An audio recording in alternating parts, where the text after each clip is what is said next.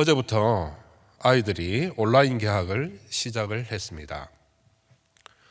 코로나 시기에 아이들을 양육하는 데 있어서 오늘도 진땀을 뺏고 있을 모든 부모님들의 모습을 머릿속으로 그려보면 정말 수고가 많으시겠다라는 생각들을 하게 됩니다.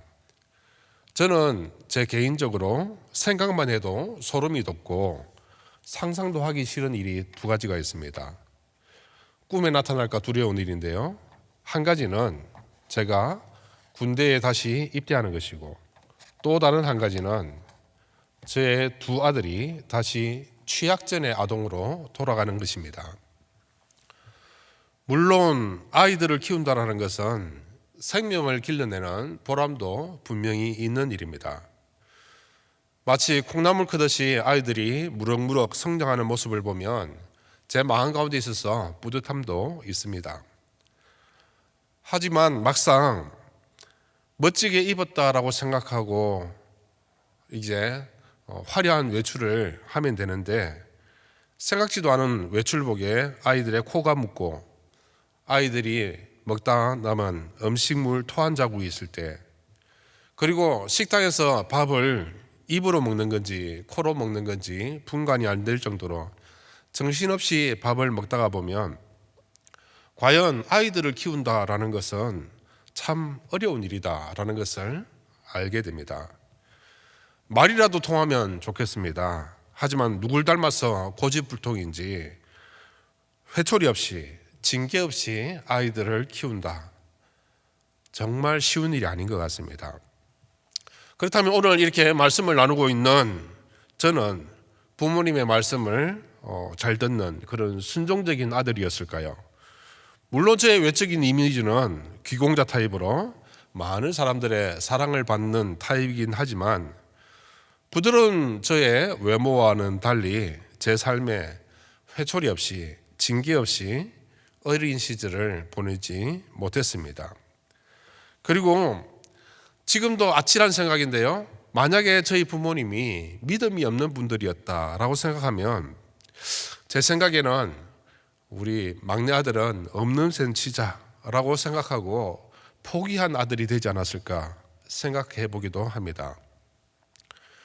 조용하던 지리산 및 시골 마을 면 소재지에 전자오락실이 처음 생겼습니다.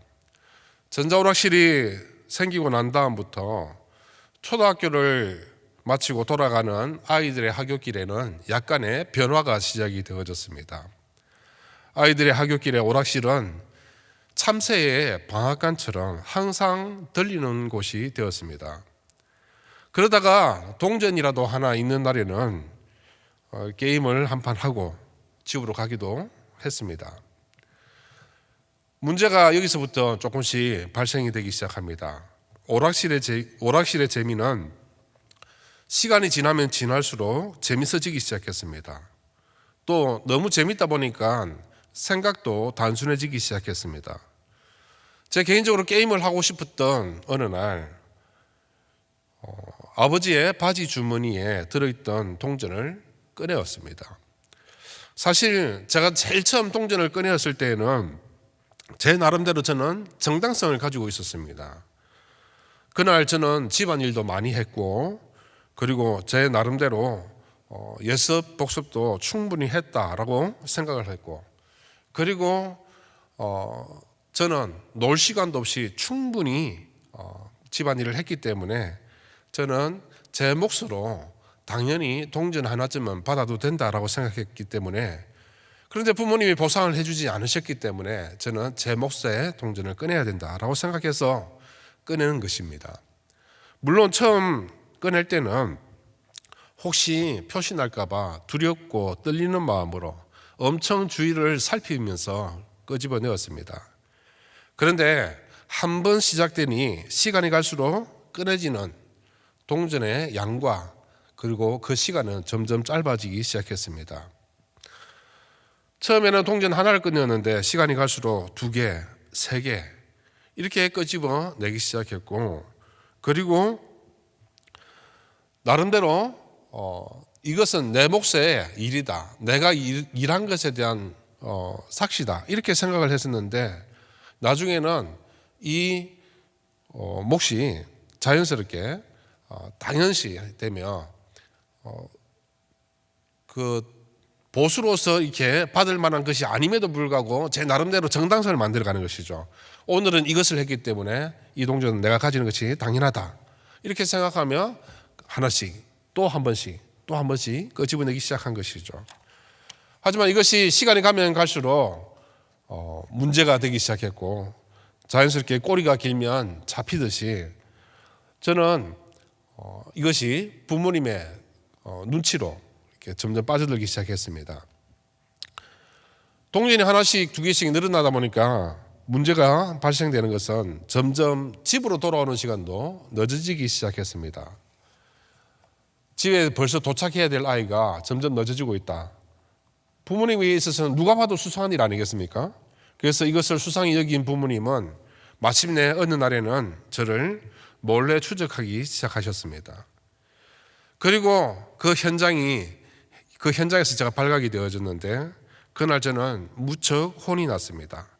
혼난 정도가 아니라 그날의 제 기억 속에 저의 모습은 환난의 날이었고 징벌의 날이었고 채찍의 날이었습니다. 사실 그날의 따끔했던 회초리는 제게는 약이 되었습니다.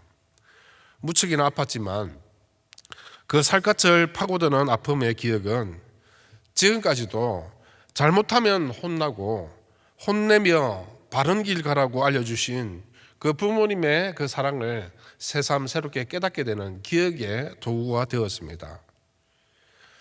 하지만 이런 징계는, 이런 회초리는 사람의 전유물이 아닙니다. 우리 하나님께서도 사랑이 거지없이 많으신 엄청난 사랑을 소유하신 하나님이시지만, 때로는 사랑하는 그의 백성들이 잘못된 길 가운데 헤매고 있으면 하나님께서는 우리가 바짝 정신을 차리도록 징계를 내리시기도 하십니다. 하나님이시니까 징계를 내리실 수도 있는 것입니다. 그러면 또 궁금함이 생깁니다. 그렇다면 징계를 주실 수는 있으시지만 도대체 하나님은 우리 가운데 내미신 이 징계를 언제 거두어 가시는가? 왜 하나님은 나에게 내리신 이 징계를 빨리 거두어 가시지 않으시는 건가? 왜 하나님께서는 왜 계속 나만 이 고통의 올무 가운데 갇혀 있게 하실까? 우리는 이것에 대한 궁금함이 생기게 됩니다. 하나님께서 징계와 회초리를 우리 가운데 두신 이유는 아직 영적인 어린아이로 살아가는 삶이 우리 가운데 많이 있기 때문에 하나님께서는 그것을 거두시지 않으실 수도 있습니다. 영적으로 어린 사람이라고 표현할 수 있죠. 영적으로 어린 사람들은 자신의 모습은 온전히 보지 못한 채 남을 비난하고 판단합니다. 하나님 앞에서도 핑계를 대는 것이 익숙하고 하나님과의 약속도 잘 지키지 않습니다. 이웃을 배려할 줄도 모르고요. 그리고 자신의 권리는 기가 막히게 찾아냅니다. 나는 당연히 이 몫을 내가 가질 이유가 있다라는 것이죠. 그리고 정작 해야 되는 의무는 하지 않습니다. 모른 채 합니다. 하나님을 중심적으로 살아가기보다도 자기 중심적으로 살아가고 있습니다. 도무지 희생을 모릅니다. 우리는 이런 사람을 영적인 어린이라고 말합니다. 이런 유형의 사람들을 특별히 하나님 앞에서는 깊은 영적인 어린 사람이라고 할 수 있습니다. 빨리 이 영적인 어림에서 벗어나기를 바랍니다. 어리다라는 것은 다른 의미로 표현할 수도 있습니다. 하지만 우리는 이 영적인 어리다라는 것에 대해서 어리다는 표현, 어려 보이시네요 라는 표현을 좋아해가지고 나는 영적으로 귀엽다 이렇게 생각하시면 안 되겠습니다. 하나님은 심판하시는 하나님이십니다. 즉 영적으로 어린 것을 영적으로 귀여운 척 하다가는 하나님의 회초리를 맞을 수 있습니다. 성경은 그 사랑하는 자녀를 위하여 매를 드시는 하나님의 속성에 대해서도 말씀하셨습니다. 잠언 13장 24절 말씀 같이 한번 읽어보실까요? 매를 아끼는 자는 그의 자식을 미워함이라. 자식을 사랑하는 자는 근실히 징계하느니라. 그렇다면 하나님께서는 왜 그럼 우리에게 징계를, 또 다른 말로는 회초리를 내리시는 것일까요? 오늘 우리가 읽은 말씀에서 보듯이 왜 하나님께서는 때때로 우리를 아픔 가운데서 거하게 하시고 우리를 찢으시는 것일까요? 오늘 그에 관해서 여러분들과 말씀을 나누고자 합니다. 하나님께서는 과연 회초리를 드시면 어떤 일이 발생할까 한번 생각해 보기 원합니다. 사실 저와 여러분은 불과 얼마 전까지만 해도 지구상에서 유례 없이 식욕과 정욕과 탐욕을 채우는 풍족한 시대를 살고 있었습니다. 평안의 시기를 보내고 있었습니다. 금방이라도 전쟁이 일어날 것 같은 위기감도 없잖아 있기는 했습니다. 하지만 그 위기감은 전 국민을 봉쇄시키거나 전 세계를 락다운 시키지는 못했었습니다. 하지만 불과 얼마 전에 정말 어쩌면 한나절 정도라고 표현할 수 있을까요? 반나절 정도라고 표현할 수 있을까요? 이 정도 얼마 전 같은 그때에 이웃 국가에서 시작되어진 바이러스로 우리는 지금 현재 전 세계가 멈춰버리는 장면을 우리는 전무후무한 역사 속에서의 이 경험들을 우리는 눈으로 바라보고 있습니다. 일부 위험한 정도가 아니라 안전할 것 같았던 현실에서, 그리고 현실 세계에서 가장 강대한 국가라고 할 수 있는 그 나라도 멈춰서 버렸습니다. 이 작은 바이러스 하나에 온 세계가 전쟁에 피해서 피난 가던 그 사람들처럼 몸을 숨겨버렸습니다. 우리는 이러한 현실을 바라보면서 우리를 공격하고 있는 이 바이러스를 바라보며 이것이 하나님의 뜻과 전혀 상관이 없다라고 생각하면 그것도 상당히 우리와 다른 쪽으로 믿음이 좋은 것이라고 할 수 있습니다. 이 모든 일들은 하나님의 뜻 가운데 있다는 것이죠. 따라서 오늘 우리가 읽은 말씀에서 저와 여러분이 처한 상황에 이 말씀을 한번 비추어서 이 말씀을 다시 한번 더 생각해 보기 원합니다. 다 같이 오늘 읽었던 말씀 6장 1절 말씀을 다시 한번 읽어보시겠습니다. 오라 우리가 여호와께로 돌아가자. 여호와께서 우리를 찢으셨으나 도로 낫게 하실 것이요 우리를 치셨으나 싸매 주실 것임이라. 그렇다면 이러한 우리를 파고드는 회초리처럼 이 바이러스가 창궐하는 이 현실 가운데 오늘 이 호세아의 말씀은 우리 가운데에 어떤 메시지를 주고 있을까요? 그 메시지는 오늘 우리가 읽은 말씀에 우리가 하나님께로 돌아가자라고 말씀하고 있는 것을 우리는 볼 수가 있습니다. 서두에서 저는 잠시 오락실에 빠져 있었던 저를 되돌린 회초리에 대해서 말씀을 드렸습니다. 회초리, 하나님의 징계의 상징처럼 제가 말씀을 드렸지만 이 회초리에 대해서 그 의미를 새롭게 한번 생각해 보기 원합니다. 한자어로 생각을 해보았는데요. 회자, 돌아갈 회, 초, 처음 초, 리, 다스릴 리입니다. 즉 하나님께서 다스리던 처음으로 돌아가자라는 것이죠. 따라서 오늘 이 호세아의 말씀은 이 시대를 향해서 주시는 하나님의 말씀으로 새롭게 바라보기 원합니다. 회초리를 다시 한번 더 주목해 보시길 바랍니다. 돌아갈 회.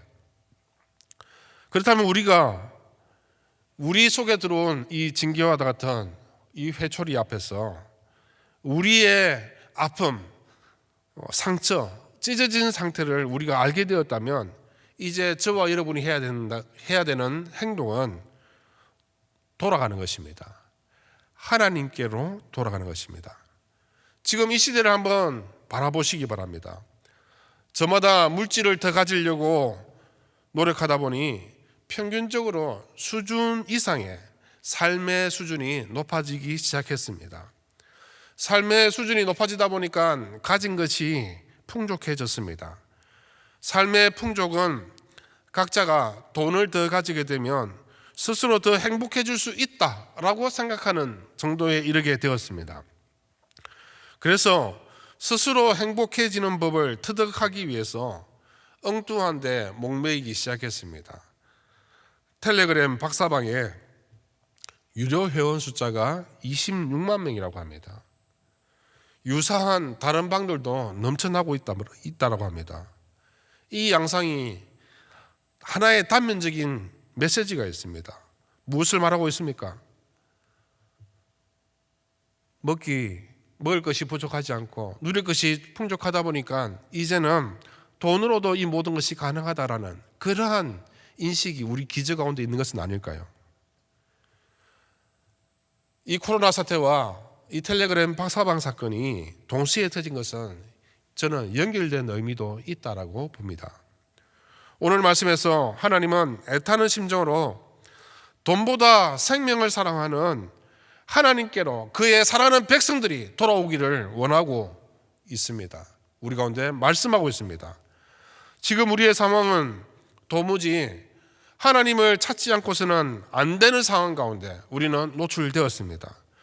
그리고 아직까지도 하나님께로 돌아오지 않고 있는 자들을 향해서 끊임없이 이 작은 바이러스는 거대한 공포 속에서 우리 가운데 메시지를 던져주고 있습니다. 말하기를 하나님께로 돌아가야 된다. 호세아 선지자가 던지는 메시지는 하나님께로 돌아가야 된다라고 말씀하십니다. 사랑하는 여러분, 우리의 고개를 돌려서 하나님을 바라보시기를 바랍니다. 하나님께 돌아갈 준비를 해야 됩니다. 그리고 하나님께로 돌아가야 되겠다고 결단하실 수 있는 모든 믿음의 성도님들 되시길 주님의 이름으로 축원합니다. 사랑하는 여러분, 오늘 말씀은 분명합니다. 우리의 영적인 상태가 아무리 피폐하고 찢어질 만큼 찢어져 있다 할지라도 더 이상 소망이 없는 것처럼 보이는 상황이라 하더라도 우리가 하나님께로 돌아가기만 하면 우리 하나님께서는 가지고 계신 고유한 치유의 능력으로 저와 여러분을 회복시켜 주실 것을 말씀하고 있습니다. 사랑하는 여러분, 하나님께로 돌아갑시다. 하나님께서 저와 여러분을 회복시켜 주실 것입니다. 6장 1절 말씀은 하나님께서 이스라엘을 일부러 찢어 놓으셨다라고 말씀하십니다. 하나님께서는 저와 여러분을 일부러 찢어 놓으셨습니다. 즉 다른 말로 이스라엘에게 일부러 징계를 주셨다라는 말씀입니다. 또한 우리 가운데 일부러 회초리를 드셨다라는 것입니다. 이것을 조금 더 상세한 표현으로 말씀한 부분이 있습니다. 호세아서 5장 14절 말씀입니다. 같이 읽겠습니다. 내가 아브라함에게는 사자 같고 유다 족속에게는 젊은 사자 같으니 바로 내가 움켜갈지라. 내가 탈취하여 갈지라도 건져낼 자가 없으리라. 여기서 타라프, 움키다라고 표현된 말을 주목해 볼 필요가 있습니다. 움켜간다라고 하니까 우리가 이렇게 한 움큼, 두 움큼 이렇게 생각하시는지 모르겠습니다. 하지만 이 단어를 우리가 잘 이해할 필요가 있습니다. 혹시 여러분 사나운 개를 키워보신 적이 있으십니까? 몹시 굶주린 개가 모처럼 먹을 것이 생겼습니다. 그러면 개가 자기 먹을 것을 두 발로 누르고 먹으려고 하는데 만약 여러분이 개가 먹고 있는 것을 손으로 한번 뺏으려고 제스처를 한번 취해봅니다. 아무리 주인이라 할지라도 개는 자기가 먹을 것을 누군가 뺏어간다라고 생각하면 개는 사납게 반응할 수 있습니다. 어떻게 반응하냐면은 송곳니를 드러내고 발톱을 뽑습니다. 그리고 하는 소리를 내면서 나는 언제든지 공격할 수 있다. 이런 메시지를 개는 던집니다. 이것이 무슨 의미겠습니까? 주인이라 할지라도 내가 먹으려고 하는 이것을 뺏어가면 깨물 수 있다라고 의미를 주고 있는 것이죠. 개는 그래도 훈련이라도 되었죠.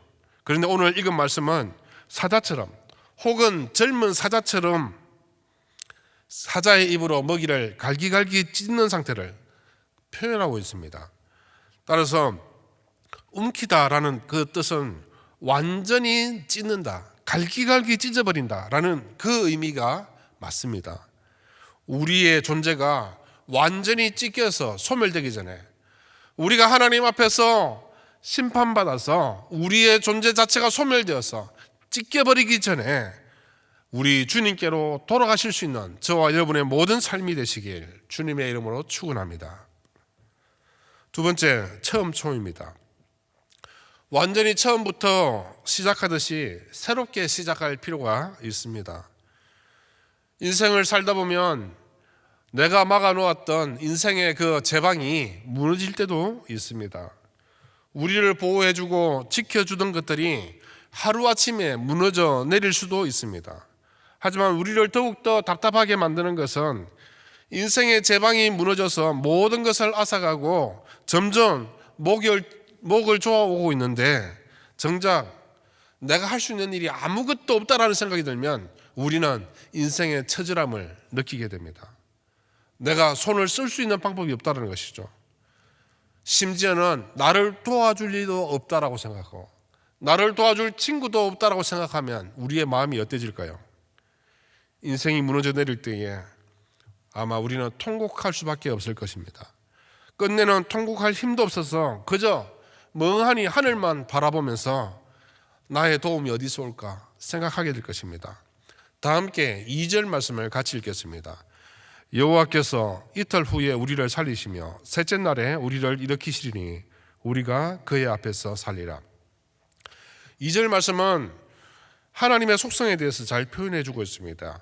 대략 이 말씀에서 나타난 하나님의 속성은 다시 우리를 살리시는 하나님, 다시 우리를 일으키시는 하나님, 즉 예수 그리스도를 통하여서 예수 그리스도를 다시 살리심으로 말미암아 부활의 그 영광의 길들을 열어주신 우리 주님께서 다시 우리를 살리실 길을 여신다라는 것을 우리는 이 말씀에서 바라볼 수 있는 것입니다. 하나님께서는 새벽빛처럼 일정하게 그 빛을 내리시며 비가 내려야 하는 계절에는 비를 따라 비를 내려주시고 철을 따라서 곡식들이 있게 하시고 우리 가운데 한없는 사랑으로 그 사랑을 주시기 원하시는 하나님이 바로 우리 하나님이십니다. 따라서 이 말씀은 하나님은 자신을 찾는 자를 절대로 외면하지 않으시고 자기를 찾는 자를 향하여서 실망을 안겨주지 않는 하나님이심을 2절 말씀은 우리 가운데 말씀해 주고 있습니다.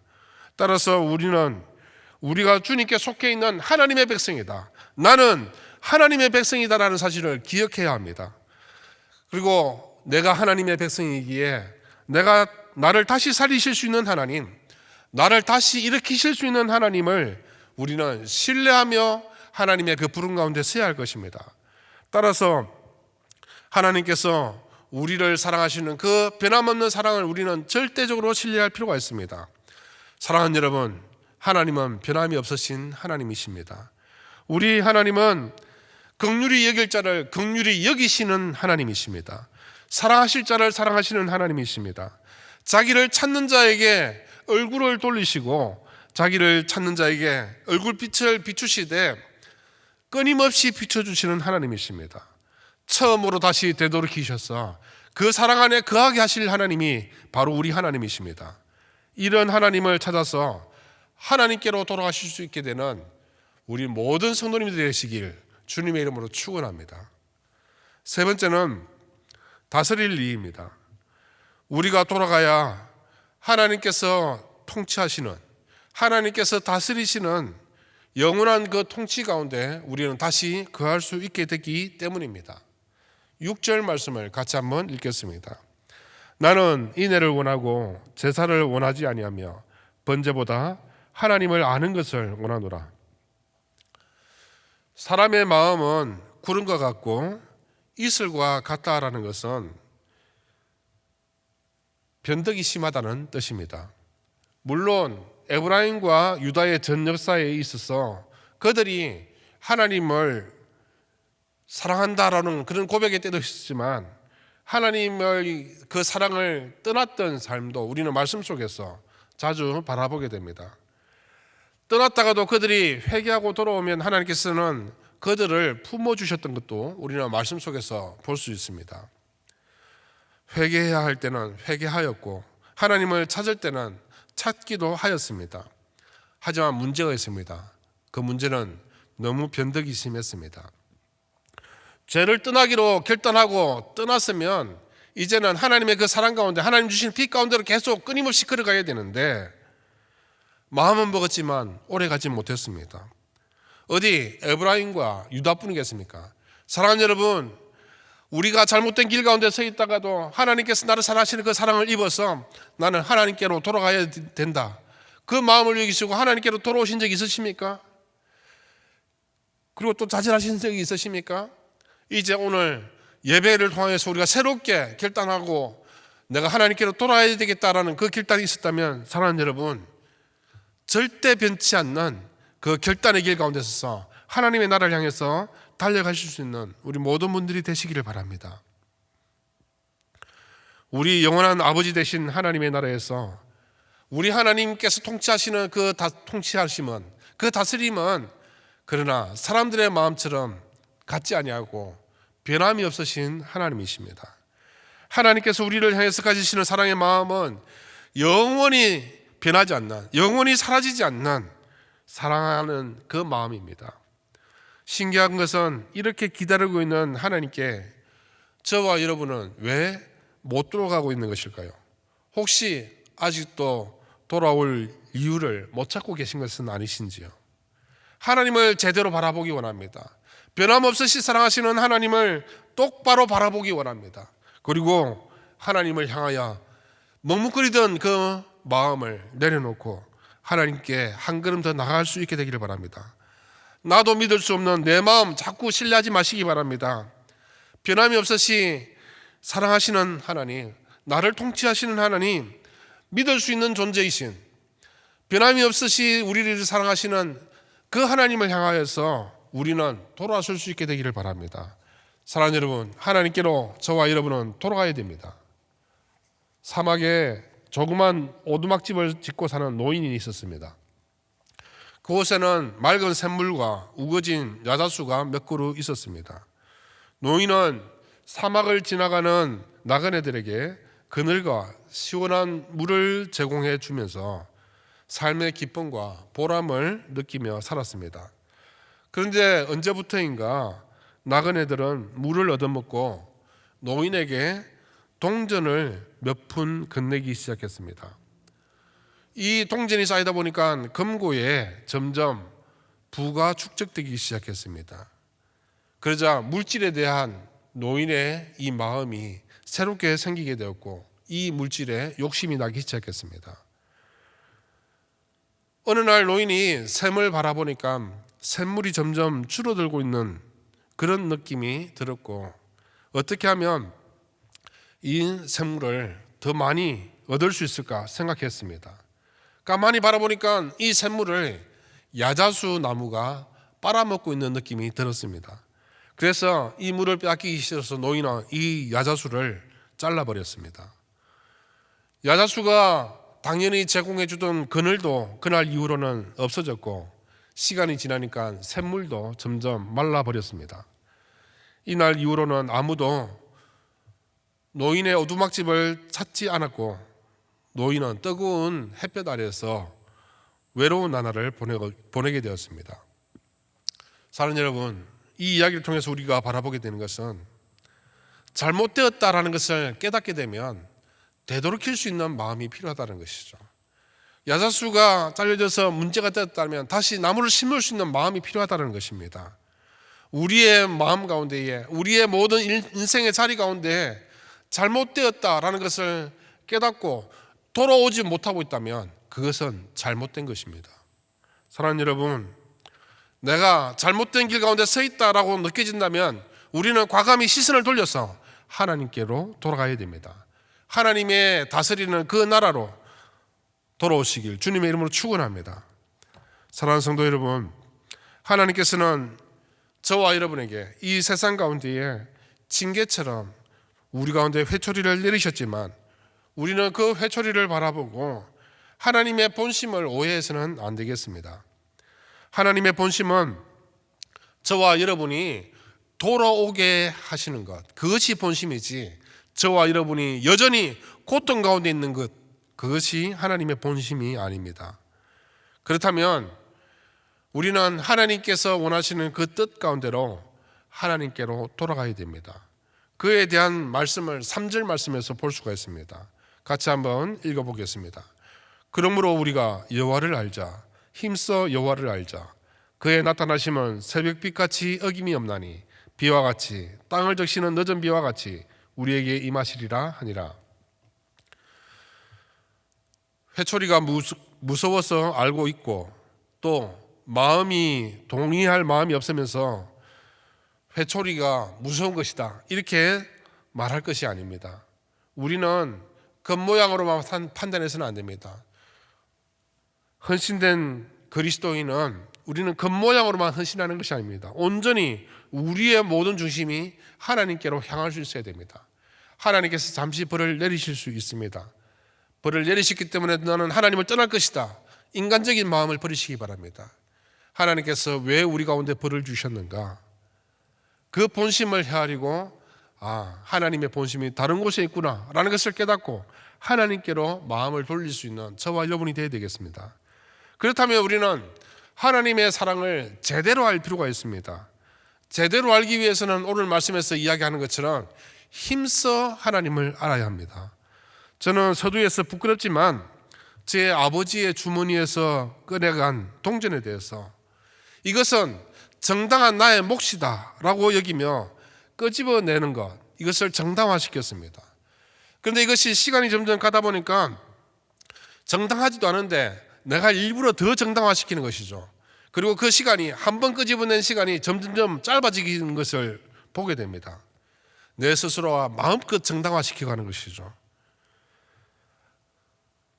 나는 이렇게 정당화시켜가는데 시간이 한참 지난 데에 제가 아버지의 입장 가운데 서게 되고 아빠가 되어 보니까 지금 저는 그때 제 마음은 몇 대 맞고 마는 그 잠깐 아팠던 그런 마음이지만 그것을 발견하기까지 그리고 나를 쫓아오기까지 아버지가 저를 쫓아오기까지 그리고 혼내시기까지 아버지의 마음은 어땠을까를 최근에 생각해 보게 되었습니다. 만약 저의 아들들이 그런 마음을 가지고 있다라고 가정해 보면 제가 처음 그 사실을 알았으면 너무 살떨리고 이 아이를 어떻게 할까라는 마음 가운데 염려 가운데 걱정 가운데 어떻게 이 아이를 바르게 인도할 수 있을까 아마 몇 날 며칠을 잠도 못 잤을 것입니다. 아버지의 마음을 알기가 참 어려운 겁니다. 무려 40년이 지났어야 겨우 알게 되는 것과 마찬가지죠.